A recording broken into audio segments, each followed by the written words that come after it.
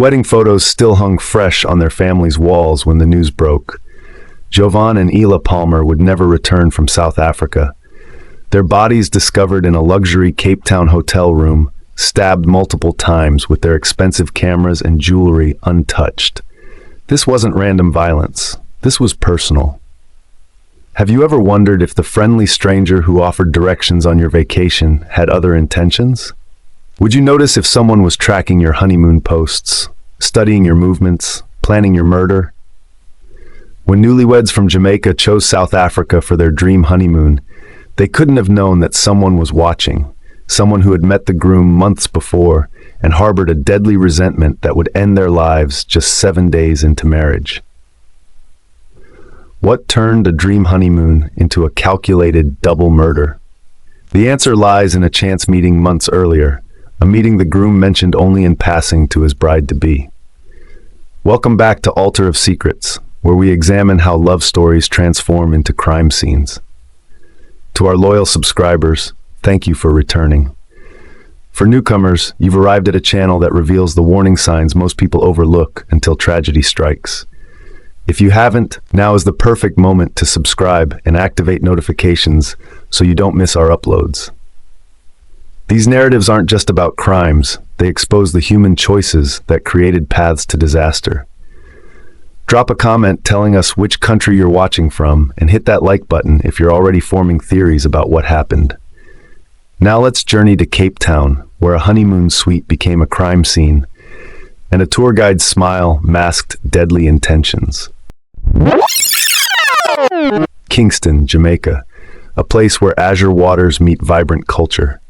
This was home to Jovan Palmer, a 32-year-old software developer known for his analytical mind and quiet confidence. His colleagues described him as brilliant but reserved, the type who solved complex problems while others were still defining them. Isla Bennett grew up just 20 minutes from Jovan, though their paths wouldn't cross until their late 20s. At 29, she had built a reputation as a dynamic communications specialist for an international nonprofit. Her voice commanded attention in boardrooms, her passion for social justice evident in every presentation. They met during a charity tech hackathon, Jovan coding solutions, Isla organizing press coverage. Their first conversation lasted 5 hours, flowing from data protection to favorite hiking trails. Friends noticed how they balanced each other perfectly, his thoughtful calm complementing her animated enthusiasm. They fit together like puzzle pieces, recalled Ila's best friend during police interviews. When Jovan proposed after 18 months, nobody was surprised. Their wedding was intimate but joyful. 60 guests gathered on a small beach near Montego Bay. Photographs show them dancing barefoot in the sand, her white dress catching the sunset glow, his eyes never leaving her face. Both had saved diligently for their dream honeymoon. South Africa represented everything they loved: adventure, natural beauty, rich history, and cultural immersion. They researched for months, crafting an itinerary that balanced wildlife safaris with urban exploration. "We want experiences, not just photos," Isla told her mother the week before they left. They packed light, but brought professional cameras to document their adventures, cameras that would later sit untouched beside their bodies. In their wedding video, Jovan raises a toast, "To new horizons with my best friend." Neither could have imagined how short their journey together would be, or that someone was already plotting to end it. The South African winter greeted them with mild temperatures and clear skies as they stepped off the plane in Cape Town. Jovan gripped Isla's hand, both grinning as they cleared customs with their matching passport holders, a wedding gift from her parents. "Welcome to Cape Town, Mr. and Mrs. Palmer," said the receptionist at the Palms, a boutique hotel tucked between modern high-rises and colonial architecture in Greenpoint. Their suite on the 8th floor offered panoramic views of Table Mountain to the east and the Atlantic Ocean to the west. A bottle of South African wine waited beside a handwritten note, "To new beginnings." Their Instagram posts chronicled daily adventures: sunrise hikes up Lion's Head, where Jovan lifted Ila for a victory pose at the summit; wine tastings in Stellenbosch, where they sampled pinotage while overlooking endless vineyards; shopping at Greenmarket Square, bargaining for wooden carvings to display in their future home. "I've never seen Hila so happy," her mother later told investigators, scrolling through photos sent just hours before the murder. She said the people were so friendly. What the couple didn't notice was how their consistent social media updates created a real-time map of their movements. Each location tag, each timestamp became information. Information someone was collecting. By their 6th day, they had fallen into a rhythm of morning excursions and evening dining experiences. They booked a table at Ocean View, a restaurant perched on cliffs where waves crashed below, as they toasted their final night in Cape Town before heading to Kruger National Park for a safari. The waiter remembered them clearly. They couldn't stop touching hands across the table. The gentleman asked for our best champagne. They were celebrating life. Security cameras captured their return to the Palms at 11:42 p.m., Hila's head resting on Jovan's shoulder as they rode the elevator to the 8th floor. It was the last time they were seen alive. Someone was watching. Someone was waiting. Someone had a key.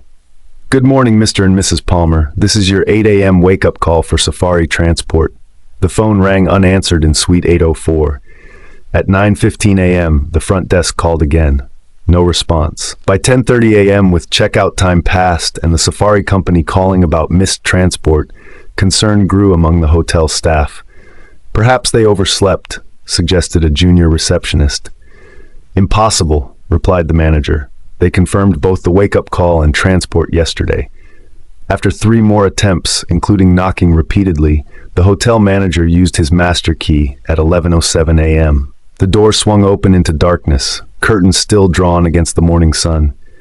"Mr. and Mrs. Palmer, excuse the intrusion." His voice trailed off. The metallic scent hit him first. Then shapes emerged in the dim light. A form slumped by the window, another on the bed. Stillness where there should be movement. The manager backed out, hands shaking as he dialed police. "2 guests, blood, I think they're dead." Cape Town Police Service responded within minutes. First officers secured the scene, noting the couple's belongings, cameras, jewelry, wallets, phones, all present and undisturbed. No signs of forced entry. No apparent struggle in the room's common areas. Detective Nandi Mathembu arrived at 12:15 p.m., her 20 years with Violent Crimes Unit evident in her methodical approach. She studied the scene before approaching bodies. Jovan by the window, 7 stab wounds to chest and neck. Hila on the bed, 9 stab wounds concentrated in her abdomen. Time of death approximately 10 to 12 hours ago, the medical examiner noted, between midnight and 2 a.m.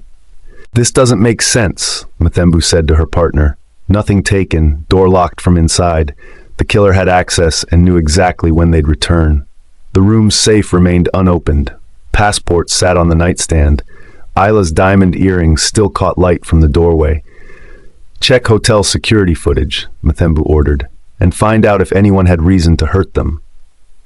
As forensics worked, Mathembu noticed something. The position of Jovan's body suggested he'd been attacked first, moving toward the window, perhaps trying to call for help. Hila appeared to have been asleep when attacked. This wasn't random violence. This was execution. Detective Mathembu established a command center in the Palms conference room, walls soon covered with crime scene photos and timeline markers. 2 young tourists murdered, yet nothing stolen. A locked door with no signs of forced entry. A killer who left no fingerprints. "Play the security footage again," Mathembu instructed the tech specialist. "Focus on the hours between their return at 11:42 p.m. and discovery at 11:07 a.m. The grainy footage revealed something unusual at 12:38 a.m. A figure in dark clothing and a hood moved through the service corridor on the 8th floor. Face obscured, but walking with purpose. Direct path to room 804. "Who is that? How did they access this area?" Mathembu demanded. Hotel management confirmed all staff accounted for. Key card logs showed only the couple's cards used that night, until the managers override the next morning. Someone had a card or bypassed security, Mathembu concluded. This wasn't random, they were targeted. Initial background checks on Jovan and Hila revealed no criminal connections, no debts, no obvious enemies. Friends and family in Jamaica described them as beloved community members.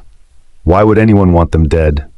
The couple's phones yielded thousands of photos, mostly tourist snapshots and romantic selfies. But one image caught Mathembu's attention. Jovan with another man, taken months earlier. Location tag, Cape Town.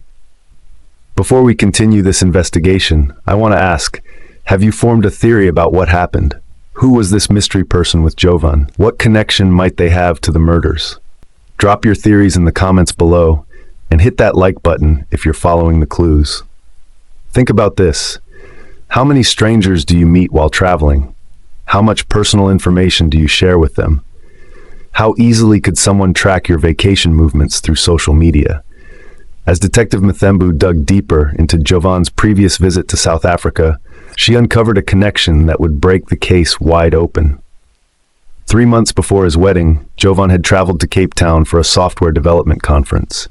His company had secured a contract with a South African tech firm, a prestigious assignment that required a week of on-site collaboration.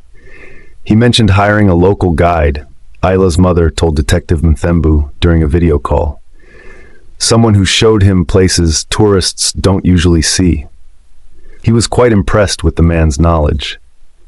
Detective Mthembu's team tracked down the conference organizers who confirmed Jovan's attendance but had no record of recommended tour guides. How had Jovan connected with this local? The breakthrough came through Jovan's credit card statements.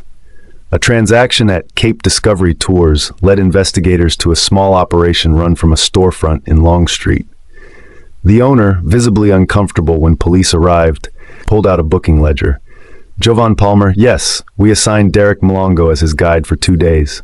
He hesitated. Derek no longer works for us.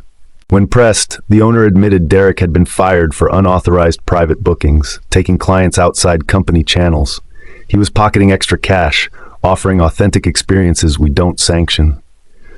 Derek Mlongo's name triggered multiple flags in the police database. 3 arrests for fraud, 2 for assault. Suspected ties to a local gang that specialized in tourist-targeted crimes. We need his current address, Mthembu demanded. The address led to an apartment in Woodstock, a gentrifying area where old industrial buildings stood alongside trendy cafes. Derek wasn't home, but neighbors confirmed he still lived there. Inside, with a warrant, detectives found the evidence they needed. Printouts of Jovan and Isla's honeymoon itinerary, screenshots of their Instagram posts, a handwritten hotel room number, and most damning, a keycard programmer connected to a laptop. He's been planning this for months, Mthembu realized, since Jovan's first visit. But why? What possible motive could connect a local tour guide to newlyweds from Jamaica? The answer lay in Derek's journal, hidden beneath his mattress. Pages filled with increasingly angry rants about foreign tech companies stealing African opportunities, about wealthy tourists flaunting privilege, and specific mentions of Jovan Palmer, who represented everything Derek had grown to hate. The final entry, dated the day of the murders, chilled even veteran investigators. Tonight they pay for their paradise. Tonight they learn the true cost of South Africa. Mthembu issued an all-points bulletin for Derek Mlongo. The hunt was on. But Derek had vanished, likely hiding within Cape Town's complex network of informal settlements where police presence was minimal. How long before he resurfaced? And would he strike again? Derek Mlongo's digital footprint revealed a calculated obsession. His browser history showed hundreds of searches for Jovan Palmer, beginning the day after their tour ended 3 months earlier. He tracked everything, Detective Mthembu explained to her team. LinkedIn to study Jovan's career, Facebook to identify family, Instagram to monitor their wedding plans. When Jovan posted about their upcoming honeymoon with Cape Town Honeymoon and Tax South Africa adventure, Derek had his timeline. The predator now knew exactly when his prey would return. A hotel employee confessed under questioning, Derek offered me 5,000 Rand for access to the key card system, said he wanted to surprise his cousin visiting from overseas. This employee, now facing criminal charges, had given Derek temporary access to the hotel's security room during a late shift. Security footage showed Derek programming a master keycard at 2:17 a.m., 3 days before the Palmers arrived. He studied their patterns, Mthembu noted, watched them leave each morning, return each night. He knew their schedule better than hotel staff. On their final evening, Derek monitored the couple's Instagram story showing dinner at Ocean View Restaurant. He knew exactly when they would return. Forensic analysis of the crime scene painted the attack sequence. Derek entered their room at 12:38 a.m. Jovan, still awake and checking emails at the desk, confronted the intruder. The struggle was brief. Jovan, unarmed and surprised, suffered fatal stab wounds within seconds. Ela, awakened by the commotion, had no chance to escape. The medical examiner confirmed she died minutes after her husband. The knife came from the hotel kitchen, Mthembu confirmed. Taken during the dinner service and returned afterward, wiped clean. Derek's planning extended to his escape. He changed clothes in a service stairwell, exited through the loading dock, and disappeared into the night. No fingerprints, no DNA. Only the grainy security footage captured his presence. What makes this case particularly disturbing is how Derek weaponized social media. Every happy post, every location tag, every schedule update became intelligence for a killer. How many of us share our vacation details online? How many accept friendly offers from locals when traveling? How many of us are creating maps for potential predators without realizing it? The hunt for Derek intensified as investigators uncovered the full extent of his planning and the twisted reasoning behind his actions. The search of Derek's apartment yielded a window into his mind, dozens of notebooks filled with increasingly hostile writings about wealth inequality, foreign investment, and what he called modern colonization. This isn't just about robbery or random violence, Detective Mthembu explained to her superiors. This is about perceived injustice, twisted into something deadly. Interviews with former coworkers painted a complex portrait. Derek had once been a promising student, earning a partial scholarship to study computer science. Financial difficulties forced him to abandon his education 3 years into his degree. He watched others succeed where he couldn't, said a former classmate. It changed him. When Jovan arrived for his business trip, representing a successful tech company securing contracts with South African firms, he unknowingly became the focus of Derek's resentment. During their guided tours, Jovan had talked enthusiastically about his career, upcoming marriage, and honeymoon plans. What seemed like friendly conversation to Jovan was fuel for Derek's hatred. Derek's journal entries grew more disturbing as the Palmers' arrival approached. Palmer returns tomorrow, this time with his wife. They'll stay in a hotel I could never afford, drink wine worth a month of my salary, and take photos of my country like they own it. They don't see people like me. We're just part of the background in their perfect vacation photos. A particularly revealing entry explained his decision not to rob them. Taking their things would be too simple. They'd replace everything with insurance. I want something they can't replace. Psychological experts consulted by the investigation team described this as perceived status injury, when someone's self-worth becomes damaged by comparisons to others, sometimes triggering violent responses. In Derek's distorted thinking, killing the Palmers wasn't just about harming them, explained Dr. Namsa Kumalo, criminal psychologist. It was about destroying what they represented. Success, happiness, opportunity, everything he believed was unfairly denied to him. This case highlights how personal disappointment can transform into deadly resentment, particularly when focused on those perceived as symbols of inequality. For 9 days, Derek Mlongo vanished. Police monitored transportation hubs, border crossings, and known associates. The case dominated headlines across South Africa and Jamaica, with both countries demanding justice. The breakthrough came through technology. Ironically, the very field that had sparked Derek's resentment. He attempted to withdraw money from an ATM in Port Elizabeth, 750 kilometers from Cape Town. The banking algorithm flagged the transaction as unusual. He thought distance meant safety, Detective Mthembu noted. But digital systems have longer reach than he understood. A tactical team surrounded the budget hostel where Derek had registered under a false name. He surrendered without resistance, appearing almost relieved when officers broke down his door. During the 12-hour interrogation that followed, Derek displayed no remorse. I showed him my country once, he told Mthembu. He came back rich, successful, happy. I wanted him to see South Africa differently the second time. Prosecutors charged Derek with 2 counts of premeditated murder. His trial lasted 3 weeks, with evidence including his journals, the keycard programmer, and hotel security footage. Defense attorneys attempted an insanity plea, arguing Derek suffered from paranoid delusions. Court-appointed psychiatrists disagreed, finding him mentally competent and fully aware of his actions. The jury deliberated for just 4 hours before returning unanimous guilty verdicts. The judge sentenced Derek to 2 consecutive life terms without possibility of parole. No punishment can restore what was taken from the Palmer families, the judge stated during sentencing. 2 bright lives extinguished by hatred and resentment. As Derek was led away, Detective Mthembu approached the video link where the Palmer's families watched from Jamaica. "Justice doesn't heal your wounds," she told them, "but perhaps it closes this chapter so healing can begin." In Kingston, 2 families created a foundation in Jovan and Isla's names. The Palmer Bennett Foundation now provides scholarships for underprivileged students pursuing technology and communications degrees both in Jamaica and South Africa, a bridge between countries connected by tragedy. "Our children believed education creates opportunity," Ila's father explained at the launch. "This foundation ensures their belief outlives them." South Africa's tourism industry faced immediate backlash. Bookings dropped 27% in the month following the murders.